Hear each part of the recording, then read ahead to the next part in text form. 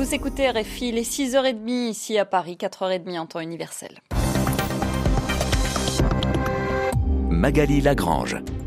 À la une ce matin, le Cameroun, 30 ans après l'explosion qui s'est produite dans le lac de Nyos, provoquée par du gaz carbonique, la pire catastrophe naturelle que le pays ait connue. Elle a fait 1800 morts. Nous reviendrons sur ces événements et sur les mesures préventives qui ont été prises depuis. En République démocratique du Congo, l'ouverture hier du procès d'auteurs présumés de massacres dans le territoire de Beni, dans l'Est. 6 hommes comparaissaient. Ils ont affirmé avoir pris part aux actions du groupe rebelle ougandais ADF.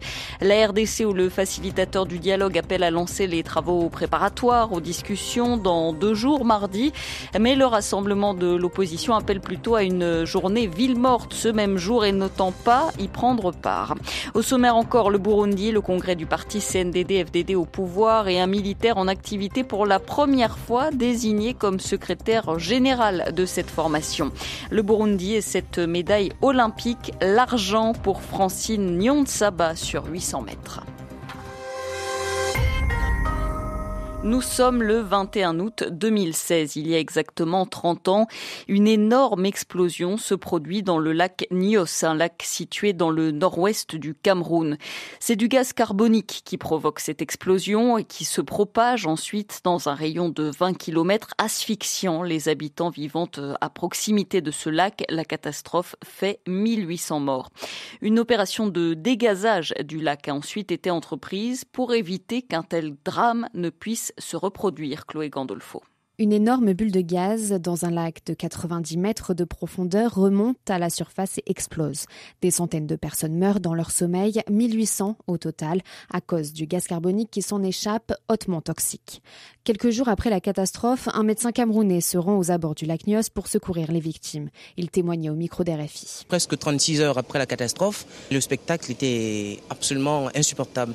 Il y avait des corps nus partout, aussi bien dans les maisons que dans les champs, aussi bien des enfants que des adultes, femmes, hommes, il y en avait de partout. Après la tragédie, les scientifiques du monde entier s'intéressent au problème. Ils se querellent sur les raisons de l'explosion. Certains disent qu'elle est d'origine volcanique, d'autres pensent qu'elle est due à la pression du gaz contenu dans le lac Nyos.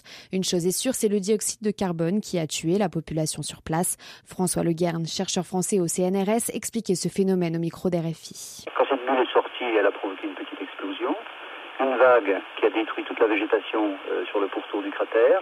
Et cette bulle de gaz, qui est probablement essentiellement faite de CO2, s'est promenée dans la campagne environnante en asphyxiant la population qui n'a pas eu le temps de partir. Le risque d'explosion semble aujourd'hui écarté. Une opération de dégazage du lac a été menée par une équipe de scientifiques pour éviter un nouveau drame. C'était les précisions de Chloé Gandolfo et un dossier complet à retrouver aujourd'hui sur notre site internet, le www.rfi.fr. 6 hommes sur le banc des accusés hier dans l'est de la République démocratique du Congo. Ils comparaissaient devant le tribunal militaire de Beni au premier jour de leur procès pour leur rôle présumé dans une série de massacres attribués au groupe rebelle ougandais ADF, un groupe auquel les accusés affirment avoir appartenu. Comme des dizaines d'autres personnes, ils sont poursuivis pour participation à un mouvement insurrectionnel, crime contre l'humanité, terrorisme, suite notamment à une attaque commise le 30 juillet dans la localité d'Oicha. 7 personnes y avaient alors été tuées. Ce procès était bien entendu très attendu dans la région, mais l'ONG Convention pour la défense des droits humains reste méfiante. Elle craint que la justice ne soit pas totalement impartiale. Jean-Paul Paluku Ngaongondi en est le président. La population attendait à bras ouverts ce procès. Tout le monde dans la zone de Beni voudrait à ce que la Cour puisse travailler d'une manière professionnelle, être vraiment impartiale. On est en train encore de douter avec ce procès ici. Vraiment, on ne sait pas si réellement on va aboutir.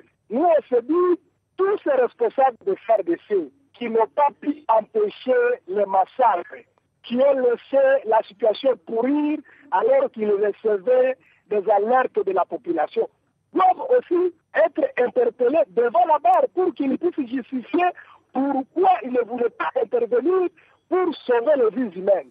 Jean-Paul Paluku Ngondi, président de l'ONG Convention pour la défense des droits humains, des propos recueillis par Laetitia Bezin.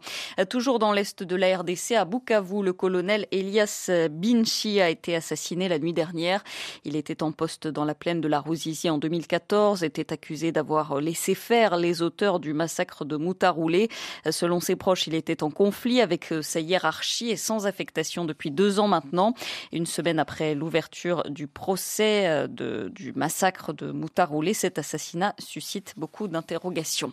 On reste en RDC pour parler cette fois politique après l'annonce par les autorités congolaises de la libération de 24 personnes. Le facilitateur du dialogue politique, le Togolais Edem Kodjo, appelle à lancer les travaux préparatoires mardi prochain, mais le rassemblement de l'opposition qui a récusé Edem Kodjo n'entend pas y prendre part.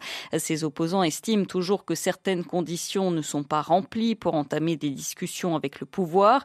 Ils appellent donc plutôt à une journée ville morte pour mardi. Jean-Marc Kabunda, secrétaire général de l'UDPS. Le rassemblement constate malheureusement que ces mesures dérisoires n'ont nullement rencontré le préalable nécessaire pour la tenue du dialogue. Elles démontrent par ailleurs que M. Kabila et ses partisans demeurent de mauvaise foi et constituent l'obstacle à la mise en œuvre de la résolution 2277 du Conseil de sécurité des Nations Unies. Le rassemblement considère comme une provocation du peuple congolais le fait que M. Kodjo, en dépit de sa récusation, en tant que facilitateur, s'entête à convoquer sa commission préparatoire au 23 août 2016, défiant ainsi toute la nation congolaise. Le rassemblement tient M. Kodjo et ses complices comme responsables de toutes les conséquences qui pourraient résulter de son entêtement à vouloir à tout prix accorder le 3e mandat à M. Kabila en violation de la Constitution de la République. Le rassemblement demande à l'ensemble de notre peuple de se mobiliser comme un seul homme en vue de faire échec à cette énième forfaiture en observant une journée ville morte ce mardi 23 août 2016. Des propos recueillis par Kamanda Wakamanda Muzembe. Réponse du parti au pouvoir en RDC. Le PPRD assure que les conditions préalables à ce dialogue sont maintenant remplies et que les travaux préparatoires au dialogue peuvent donc commencer. Le député Emmanuel Ramazani Chadari, secrétaire adjoint du PPRD. C'est une partie de l'opposition qui ne veut pas venir au dialogue pour des raisons évidentes, parce qu'ils aiment les chaos. Et là, le peuple est témoin de tous les efforts fournis par le président de la République, la majorité et un groupe représentatif de l'opposition qui a accepté de venir parler avec d'autres Congolais au dialogue en vue de trouver une solution au processus électoral aujourd'hui en RD-Congo. On ne peut pas faire l'unanimité, mais je vous dis que nous allons commencer le dialogue convoqué par l'Union africaine, par ce facilitateur, M. Edem Kodjo, et on va aller jusqu'au bout. Le député Emmanuel Ramazani Chadari, secrétaire adjoint du PPRD, était joint par Coralie Pierret. À la réponse à présent du Burundi après les informations que nous avons diffusées cette semaine sur RFI sur des défections de jeunes officiers burundais pendant qu'ils sont en mission à l'étranger. Ils sont plus d'une dizaine à avoir choisi de ne pas rentrer chez eux par crainte de la répression contre ceux qui sont proches de l'opposition. Le porte-parole de l'armée burundaise parle de machination politique. Il affirme que les désertions sont liées à des informations qui circulent sur les réseaux sociaux. Laetitia Bezin. Un militaire est apolitique, c'est ce qu'a tenu à rappeler le porte-parole de l'armée Gaspard Baratuza pendant ce point presse. Tout en reconnaissant qu'une liste présentant le nom de militaires à arrêter circule bel et bien sur Internet, il a enjoint ses hommes, je cite, à ne pas se laisser emporter par des messages sur les réseaux sociaux et par les propos divisionnistes de certains politiciens. S'en est suivi un recensement des cas de défection. Ils sont 11, selon le porte-parole de l'armée, à avoir choisi de refuser l'ordre de retour à la fin de leur mission à l'étranger. Parmi eux, 5 soldats qui ont déserté l'ISCAM, l'école des officiers burundais, au mois d'août. Jusqu'ici, RFI a pu identifier 14 cas de défection, dont 2 policiers. Le porte-parole de l'armée a aussi reconnu que 2 sous-lieutenants de l'Institut supérieur des cadres militaires ont été appréhendés par les services de renseignement burundais à leur retour dans le pays. Le colonel Baratouza reste flou sur les motifs de ces arrestations. Celui qui a été arrêté, c'est qu'il est accusé de quelque chose. Laissons le corps militaire travailler, a-t-il conclu. Toujours au Burundi, le parti au pouvoir, le CNDD-FDD, tenait son congrès. Hier, il a désigné un général à sa tête, le général Évariste Ndayishimiye, au poste de secrétaire général. C'est la première fois qu'un militaire en activité se retrouve à la tête du CNDD-FDD. La lutte contre les islamistes nigérians de Boko Haram au cœur d'une rencontre hier en France au palais présidentiel de l'Élysée. Le président français François Hollande recevait son homologue tchadien Idriss Déby. La France confirme son soutien à la force multinationale qui lutte contre les islamistes en termes d'appui logistique, de renseignement, de formation. Elle promet aussi d'amplifier l'aide apportée aux populations de cette région par l'Agence française de développement. Il faut faire front commun pour contrecarrer le fanatisme des djihadistes. C'est aussi le message du roi du Maroc qui a prononcé hier un discours à la nation. Mohamed VI appelle les Marocains de la diaspora à être les défenseurs d'un islam tolérant. La polémique au Niger autour d'un projet foncier dans la région de Difa, une société saoudienne veut acheter et exploiter 120 000 hectares de terre dans cette zone. Un projet qui a le soutien des autorités nigériennes, estimant qu'il s'inscrit dans les efforts pour lutter contre l'insécurité alimentaire. Mais la société civile ne le voit pas d'un bon œil. Elle dénonce une spoliation des espaces d'élevage et des terres agricoles. Ralio Ahmed Assaleh. Le projet envisage la création de 13 000 emplois, la construction des écoles, des centres de santé, mais également une centrale électrique de 70 MW. La région de Difa bénéficiera aussi d'une redevance de l'ordre de 500 millions à 1 milliard de francs CFA par an, ainsi qu'une dividende de 15%, sans compter les recettes fiscales au profit de l'État. Mais quel sera le sort des populations vivant dans les zones concernées par le projet ?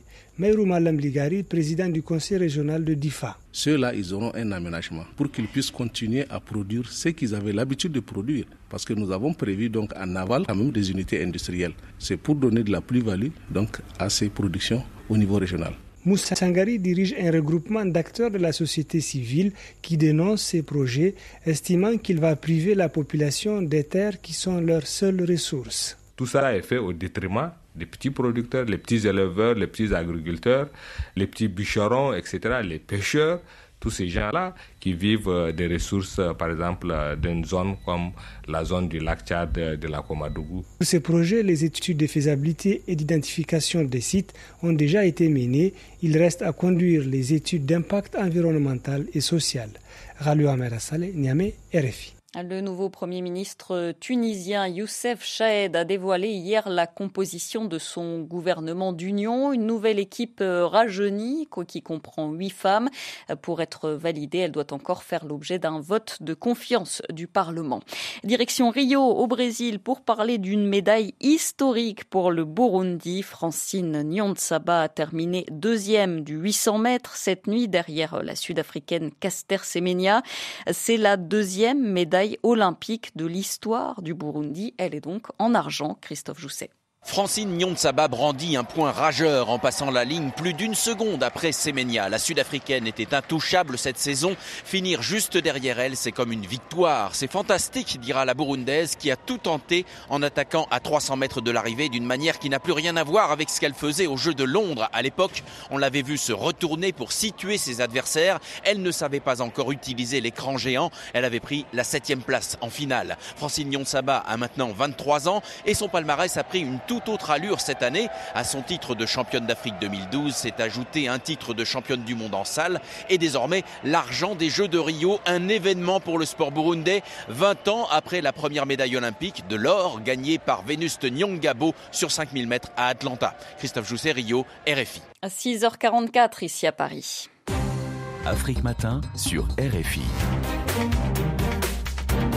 Magali Lagrange. Les Jeux Olympiques, on en parlait à l'instant. Eh bien, on en reparle dans moins de 10 minutes. Ce sera ce matin avec Eric Mamrut. Et puis, nous irons au musée de la musique à Paris. Pour entrer dans une guitare, elle nous révélera tout sur l'histoire de cet instrument en écoutant ses plus grands artistes. Mais d'abord, cap sur l'océan Indien.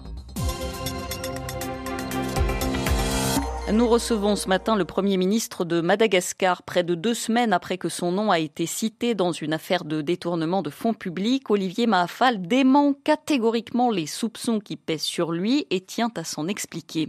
À l'origine, ce sont des inspecteurs d'État qui ont révélé un rapport à la presse, un document dans lequel le Premier ministre est soupçonné d'avoir ordonné de virer l'équivalent de 120 000 € sur un compte privé. Ce matin, Olivier Mahafal nous donne sa version des faits. Il se dit prêt à présenter tous les documents qui l'approuvent mardi prochain. Il est l'invité de Sarah Théto. Monsieur le Premier ministre, bonjour. Si nous sommes ensemble aujourd'hui, c'est pour parler donc de cette affaire de détournement de fonds publics. D'après le rapport des inspecteurs d'État, vous auriez donné l'ordre d'effectuer un virement d'environ 400 millions d'ariars vers un compte particulier. Vous avez souhaité prendre la parole aujourd'hui. Que répondez-vous à ces accusations ? Dans cette affaire, d'abord, je peux vous dire que je n'y suis pour rien. Mon ministère, effectivement, nous avons un fonds qui est destiné justement au financement des projets au niveau des collectivités décentralisées, qui sert donc à financer des projets comme la construction des marchés publics, la construction des bâtiments administratifs servant pour les bureaux des maires. On a essayé de suivre vraiment les procédures, je dirais légales, c'est-à-dire que en tant que ministre de l'Intérieur, donc moi j'ai signé la convention qui permet donc au maire de construire donc son bâtiment administratif et ensuite donc c'était au ministère des Finances donc de transférer l'argent donc au niveau de la trésorerie générale de la région et ensuite donc c'est au chef de région de procéder à l'appel d'offres pour savoir également qui va être le titulaire du marché. On a notifié le titulaire du marché et c'était par rapport à cette notification que le trésorier général a transféré donc le fonds pas sur un compte privé justement, mais sur le compte du titulaire du marché. Donc là, je suis désagréablement surpris d'avoir entendu que moi, j'ai donné un coup de fil donc au maire en question, avec lequel je n'avais jamais entretenu vraiment une quelconque donc relation personnelle. Donc vous niez l'appel qu'il dit avoir reçu de votre part. Voilà. Moi, j'ai jamais téléphoné à ce maire et il n'est pas de mon devoir de donner l'ordre à quelqu'un, puisqu'il appartient seulement au trésorier général de sortir donc le denier public au profit du titulaire du marché. Donc moi, je n'y suis pour rien. Et en ce qui concerne donc cette prétendue note de vérification qui a été sortie dans les journaux, émanant donc des inspecteurs d'État, tout ça, je doute fort de la véracité vraiment de ce document. Donc tout ça, ça a été monté de toutes pièces justement dans l'intention de me nuire personnellement et surtout pour semer le trouble aussi au sein du régime. Est-ce que ça veut dire que vous accusez ces 3 inspecteurs d'État d'avoir fait un faux ? Certainement. Et moi, je ne compte pas m'arrêter là. Je compte vraiment porter plainte contre les auteurs de ce faux document. Et de toute façon, vous allez connaître la suite. Voilà. Toute cette affaire est partie du témoignage du maire d'Amboui Mamazne. Dans le rapport des inspecteurs, il affirme avoir reçu l'ordre de votre part d'effectuer ce fameux transfert d'argent. Cette semaine, le maire de la commune s'est rétracté. Alors c'est quoi ? Il a subi des pressions ? Moi, je remets en question vraiment la véracité du document. Vous savez comment ça se passe ici à Madagascar ? Il y a des gens qui ne se gênent pas justement de tenir des propos mensongers. Est-ce que le maire a dit vrai ? Est-ce que le document est vrai ? Donc, moi, mon devoir, c'est de vous éclairer en vous disant, moi, j'ai agi de bonne foi, moi, j'ai respecté à la lettre donc les procédures administratives qui nous a permis de transférer la somme donc au niveau de la région et mon attribution s'est arrêtée là. J'entends, si ces documents sont des faux, alors quels sont les documents que vous apportez en contrepartie pour prouver que ce que vous dites, vous, est vrai ? Alors, les documents, comme j'ai dit, pour vraiment montrer la traçabilité, je peux vous donner la convention qui a été signée au départ entre la commune et le maire. On peut vous donner également, à la rigueur, mais là, on ne peut pas encore l'avoir, c'est-à-dire l'attribution du marché par le chef de région de la Haute-Mathiate. Mais c'est surtout les traces de transfert d'argent qui voilà, les a. Voilà, c'est ça. C'est-à-dire, une fois après l'attribution du marché, normalement, vous allez connaître qui était le titulaire du marché. Et le titulaire du marché, c'est sur son compte qui a été versé justement l'argent, mais pas sur un compte d'un particulier. Mais après 15 jours où l'affaire est sortie, comment se fait-il qu'aujourd'hui, Monsieur le Premier ministre, ces documents-là ne soient pas disponibles à la presse ? Il y a 2 choses. Alors, le but de notre entretien d'aujourd'hui, c'est c'est de m'avoir permis d'apporter ma version des faits. Oui. Si vous m'avez demandé au départ que vous avez besoin de tel ou tel document, j'aurais été peut-être en mesure de vous le donner. Mais moi, j'ai pas cru nécessaire d'avoir vraiment récolté tous ces documents. Mais si vous le voulez, encore une fois, je suis toujours prêt, au nom de la transparence, de vous donner tous ces documents. Voilà. Avec plaisir. Voilà, je vous en prie. Vous nous disiez précédemment dans l'interview que vous étiez pour la transparence sur tout ce qui est offre de marché. La présidente de la Commission nationale des marchés a affirmé cette année qu'il existe des irrégularités dans 75% des passations des marchés publics. C'est quoi l'efficacité de cet organisme ? Vous avez raison. Actuellement, donc, les procédures de la passation de marché à Madagascar n'ont pas toujours été respectées, c'est vrai. Et ça, vraiment, c'est dommage.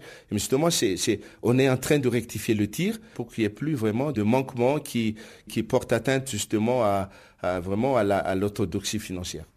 Dernière question. Suite à cette affaire qui, dites-vous, ternit votre image, des informations circulent sur le fait que le président de la République vous aurait demandé de démissionner. Quelle est votre réaction ? Vraiment, vous m'apprenez là. Puisque, à mon avis, c'est pas encore à l'ordre du jour. Et ça gêne les gens aussi qu'il y ait pour la première fois un Premier ministre qui s'entend parfaitement avec le président. Est-ce un mal ? C'est à vous d'en juger. Mais moi, je suis ici pour essayer de changer les choses. Monsieur le Premier ministre, merci beaucoup. Le Premier ministre malgache répondait à Sarah Teto. Il s'engage donc, vous l'avez entendu, à fournir à la presse ce mardi les documents qui prouvent que les transferts de fonds ont bien été réalisés dans les règles. Au moins 30 morts et près de 100 blessés, c'est le bilan d'un attentat à la bombe survenu hier soir dans le sud-est de la Turquie, à Gaziantep.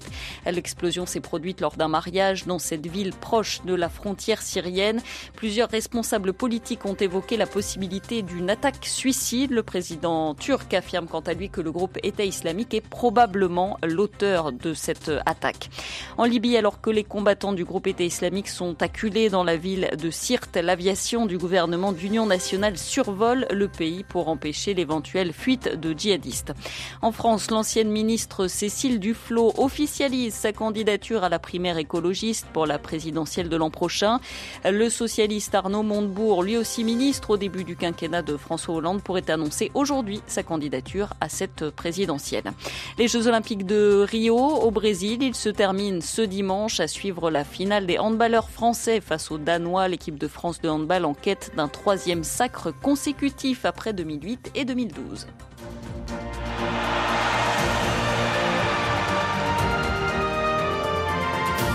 Vivez les JO de Rio 2016 sur RFI. Ah oui, les JO, on continue à en parler tout de suite avec l'un de nos envoyés spéciaux à Rio, Eric Mamrud, pour revenir sur ce moment historique pour le Niger. Hier, la 2e médaille olympique de son histoire, remportée en taekwondo grâce à Issoufou Alfaga Abdulrazak. 44 ans que le Niger attendait une nouvelle médaille olympique depuis 1972 et le bronze décroché à Munich par Issaka Daboré. Hier soir, Abdulrazak Issoufou Alfaga a fait encore mieux en devenant vice-champion olympique de taekwondo dans la catégorie des plus de 80 kilos. Après 3 superbes combats qui lui ont donné accès au podium, le champion d'Afrique de 21 ans s'est incliné nettement face au champion du monde en titre, l'Azerbaïdjanais Radik Issaev, 6 points à 2. De l'argent donc pour Alfaga et un petit peu de frustration comme il l'a confié à Éric Chorin. Vraiment, c'est mon objectif de décrocher une 2e médaille pour le Niger. Mais j'ai promis au peuple nigérien que je vais leur amener une médaille d'or. J'ai pu remporter la médaille d'argent parce qu'après mon demi-finale, j'étais là-bas, j'ai des crèmes partout. Ça fait la 3e fois qu'on s'est rencontrés. Il m'a battu 2 fois maintenant. Je l'ai battu 1 fois. Donc c'est un champion du monde et puis champion d'Europe. Il a toutes les qualités. Je pars me préparer encore pour la revanche. Je suis heureux, mais la médaille d'or, c'est ça que j'ai aimé beaucoup. Mais la lutte continue jusqu'au Tokyo 2020. Chez les femmes, pas de médaille pour l'Afrique en plus de 67 kilos. L'Ivoirienne Mamina Koné a chuté au premier tour. Quant à la Marocaine Wiam Dislam, elle a perdu le combat pour la médaille de bronze. Défaite 7 points à 1 face à la Britannique Bianca Walkden. Une troisième médaille olympique pour le football nigérian. Elle est en bronze après la victoire de la Dream Team 6 face au Honduras lors de la petite finale à Belo Horizonte. Le score 3-2 avec un doublé d'Oumar Sadiq et une réalisation d'Oumar Aminou. John Obi Mikel a délivré les 3 passes décisives. Le Nigeria a mené 3-0 avant de se faire une petite frayeur en fin de match en encaissant 2 buts. Sans conséquence donc pour l'équipe de Samson Siasia qui rejoint au palmarès l'équipe de 2008, déjà médaillée de bronze. En 1996, le Nigeria avait fait mieux en devenant champion olympique. Hier, c'est le Brésil de Neymar qui a décroché l'or. Victoire en finale aux dépens de l'Allemagne, 1 but partout, puis 5 tirs au but à 4. Sur la piste d'athlétisme, triplé africain sur le 800 mètres féminin, Caster Semenya, championne du monde il y a 7 ans, a remporté le premier titre olympique de sa carrière.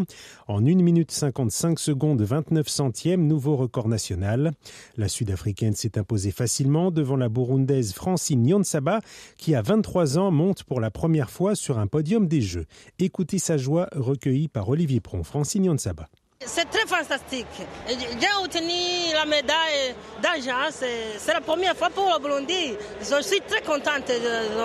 J'ai fait mon objectif, mais je n'avais pas gagné la médaille d'or. Mais j'ai fait une belle course comme je le fais. Mais malheureusement, j'ai gagné la médaille d'argent. C'est pas grave. J'irai célébrer la médaille d'argent avec tout le peuple burundi. C'est la deuxième médaille de l'histoire du Burundi après l'or décroché en 1996 à Atlanta par Venuste Nyongabo sur le 5000 mètres. Derrière Caster Semenya et Francine Niyonsaba, c'est la Kenyane Margaret Wambui qui a complété ce podium 100% africain. 3 autres médailles sont tombées dans l'escarcelle de l'Afrique hier soir, toutes en argent. Pour Julius Yego au lancer du javelot, le Kenyan champion du monde en titre longtemps en tête s'est finalement incliné avec un jet à 88,24 m. Il échoue derrière l'Allemand Thomas Roller. L'Algérien Taoufik Makloufi a quant à lui pris la 2e place du 1500 mètres. Le champion olympique sortant a été devancé par l'Américain Matthew Centrovic. De l'argent encore sur le 5000 mètres pour l'Éthiopien Agos Gebriwet. La victoire revenant au Britannique d'origine somalienne Mo Farah, déjà vainqueur du 10 000 mètres à Rio. Un doublé 5000-10 000 qu'il avait déjà réalisé il y a 4 ans à Londres. Un journal des JO signé Eric Mamrut, l'un de nos envoyés spéciaux à Rio. Il est maintenant 6h57 à Paris.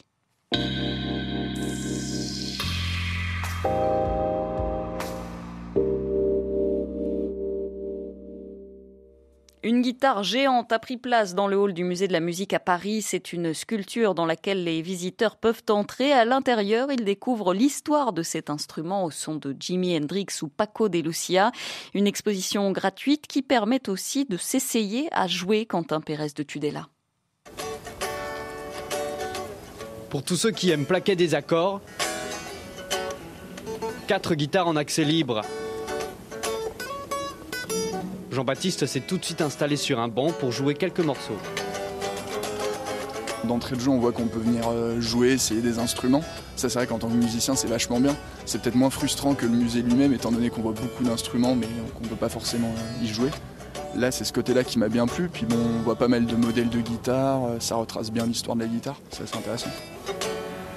Les débutants aussi peuvent profiter de l'instrument. Mathilde Forger est agent de surveillance à la Cité de la musique de la Villette à Paris et professeure de guitare. Je peux aussi donner quelques pistes aux visiteurs et leur montrer qu'il y a des notes qui sortent tout de suite. Et donc en général, les gens sont assez conquis quand ils ont la guitare entre les mains. Avant d'effleurer les cases des Gibson ou Ibanez, les visiteurs peuvent composer 2 ou 3 airs sur les cordes de la guitare géante. À l'intérieur de l'immense caisse de résonance, 3 écrans diffusent les musiques de 8 guitaristes de légende, du rock de Jimi Hendrix aux mélodies classiques d'Anna Vidovic, en passant par le flamenco de Paco de Lucia.